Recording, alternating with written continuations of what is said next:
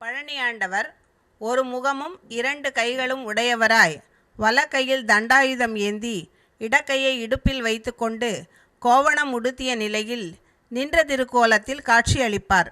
கையில் தண்டாயுதம் ஏந்தியிருப்பதால் தண்டாயுத பாணி என்று போற்றப்படுவார்.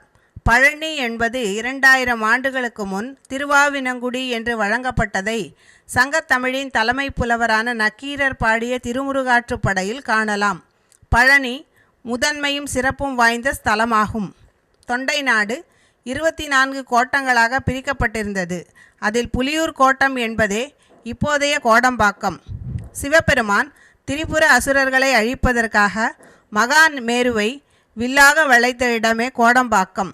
தமிழகத்தின் வடபகுதியில் பழனியாண்டவர் திருக்கோலத்தில் அமைந்த இந்த திருக்கோயில் வடபழனியானது.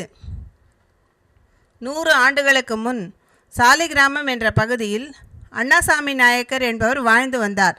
திருமணமாகி 2 மகன்கள் பெற்றார்.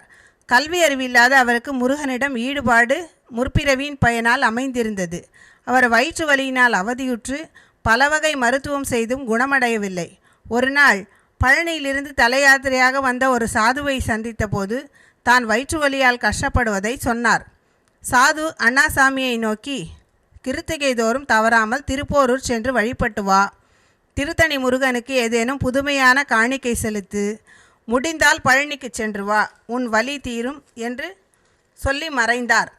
அதன்படியே கிருத்திகை தோறும் மிகவும் கஷ்டப்பட்டு திருப்போரூருக்கு 3 முறை சென்று வந்தும் வயிற்று வலி தீரவில்லை. 4வது முறையாக செல்கையில் வீட்டிலிருந்தே என்னை வழிபடு என்றார். பிறகு திருத்தணிக்கு போகிற போது அங்கு முருகன் கோயிலில் திருப்புகழ், கந்தர் அனுபூதி, கந்தர் அலங்காரம் போன்ற பாடல் நிகழ்ச்சிகள் நடைபெறுவதை பார்த்தார். கல்வி அறிவில்லாத நாம் எதை காணிக்கையாக்குவது என்று யோசித்து முருகனை பாடாத தன் நாக்கை அறுத்து காணிக்கையாக்குகிறார். பின் அங்கிருந்து முருகனின் ஒரு படத்தை வாங்கி வந்து தான் இருக்கும் இடத்திலே பூஜித்த பின் வயிற்று வலி நீங்கியது, நாக்கும் வளர்ந்தது. அடுத்து பழனி சென்று வர விருப்பம் ஏற்பட்டு நடைப்பயணமாக சென்றார்.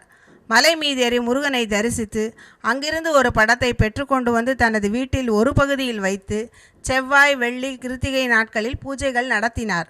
அவர் ஆவேசப்பட்டு அருள்வாக்கு சொன்னால் அது அப்படியே பலிக்க துவங்கிவிட்டது.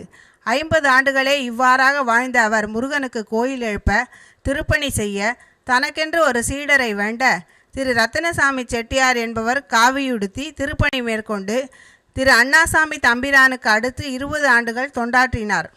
இவரை அடுத்து திரு பாக்கியலிங்க தம்பிரான் என்பவர் 50 ஆண்டுகள் தொண்டாற்றிய காலத்தில் வடபழனி ஆண்டவர் கோயில் பெரும் புகழ் பெற்றது. மூவரின் சமாதியும் திருக்கோயிலுக்கு 1 கிலோமீட்டர் தூரத்தில் உள்ளது. தற்போது ராஜகோபுரத்துடன் துவஜஸ்தம்பம், மீனாட்சி சுந்தரேஸ்வரர் சன்னதி என மிகச்சிறந்த நிலையில் பராமரிக்கப்பட்டு பல்லாயிரக்கணக்கானோர் வழிபடும் பிரார்த்தனை ஸ்தலமாக இக்கோயில் விளங்குகின்றது. பிரம்மோற்சவம், மாதாந்திர உற்சவங்கள், தங்கரதம், சிறப்பு அபிஷேக ஆராதனைகள் நடைபெறும் இத்திருக்கோயிலை தரிசித்து நாமும் வளம் பெறுவோமாக.